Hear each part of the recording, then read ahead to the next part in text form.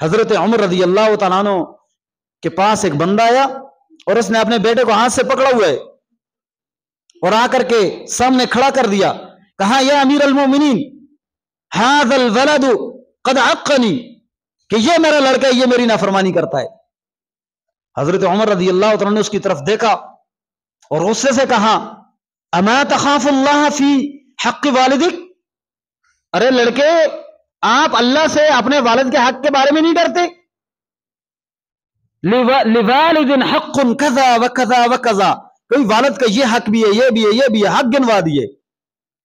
تو بیٹے نے کہا یا امیر المومنین اما للولد علی الوالد حق، کوئی بچے کا حق بھی ہے والد پر کہ نہیں؟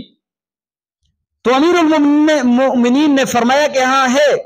سب سے پہلے یہ ہے کہ حقہ ان یستنجب امہ، سب سے پہلے یہ ہے کہ اس کی ماں کا چناؤ کرے، کہ ماں ایسی چنے کہ کل کو اس کو کوئی ماں کی آر نہ دے کہ یہ تو فلاں عورت کا بیٹا ہے، فلاں ایسی ہے ایسی ہے، ماں کی آر نہ دے. سب سے پہلے اس کی ماں چنے.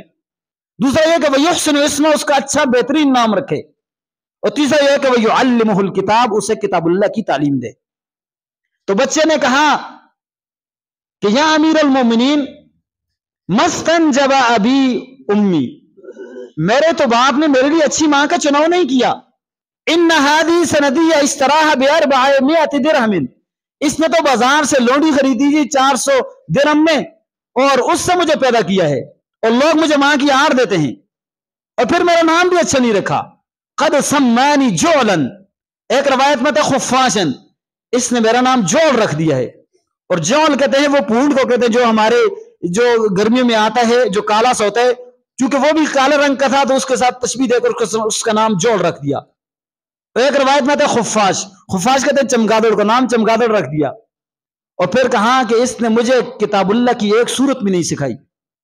تو حضرت عمر رضی اللہ عنہ کو اتنا غصہ آیا، کہا کہ یا رجل قد عققت قبل ذلك قم عنی، کہ تم نے تو اس سے پہلے ہی تم نے نافرمانی اس سے پہلے کی ہے، لہذا تم میری مجلس سے یہاں سے بھاگ جاؤ.